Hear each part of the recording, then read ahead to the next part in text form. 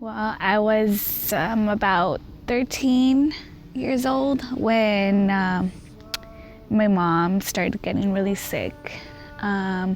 She would go to the doctor like constantly, and she would come home from work and she would just like lay down on her bed, go to sleep. I was eavesdropping basically on my dad and her, and she was just saying, Cedal, I'm feeling like really sick and like I don't know what it is. And my dad had just told her, you just need to have faith. But my mom would say, I do have faith. I have faith that, everything's gonna be fine. So she went to the doctor and they told her that she had a low count of white blood cells, I think it was. And they told her that it could be a sign of cancer and that they'd have to do more tests to see, what was going on. And when I found out, I was devastated. And she came into my room and she told me, Mija, don't cry. She's like, everything's gonna be fine because I trust in God and I have faith. And then she would say, you need to have faith. You need to have faith that I'm gonna be fine and that this is gonna go away. When the doctor finished doing all those tests, they all came back negative for cancer, and my mom, she got better and everything turned out okay, so. I remember one of the first times I experienced faith firsthand was probably when I was like 8 or 9 years old.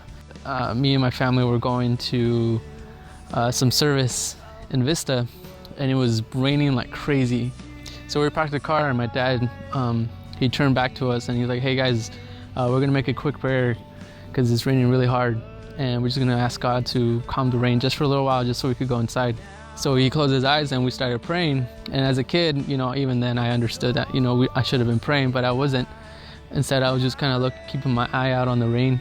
25 seconds after he was praying, the rain suddenly started calming down. It was crazy. I remember looking to my brother, and he was looking back, and we were kind of smiling at each other because it was unbelievable. It was something straight out of something out of a movie almost. But it was, even that young, I was able to experience some my parents' faith, and it was just amazing to see, actually.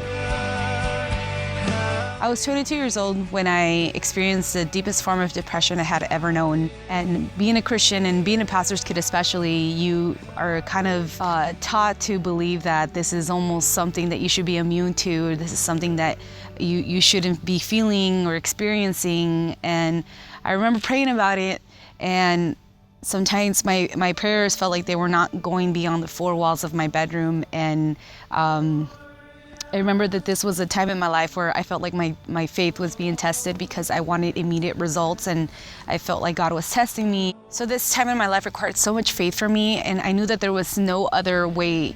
I couldn't abandon my faith. I couldn't just run off to the world because I knew that there was nothing for me there. This is all I've ever known. I never stopped praying, and I never stopped going to church. I never stopped giving my tithe, and I just knew that sooner or later God was gonna answer and save me from the situation that I was in. And it didn't happen immediately. I think there was a purpose behind that. Every single thing that was bothering me, every little thing that I felt was missing in my life, God started to restore it little by little, but it was all in His time.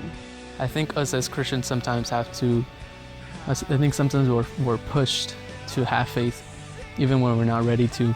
I think that's a great thing sometimes because, sometimes we're not able to do it alone. But I think that there comes a point in your life where you're faced with a certain situation or a certain problem, and you have no other option but to have faith. I think that no matter what happens in our lives, no matter how we may be feeling, it's so important to hold on to faith because at the end of the day, it's what's gonna help keep us grounded and remind us who we are in Christ and what will save us in the end of the day.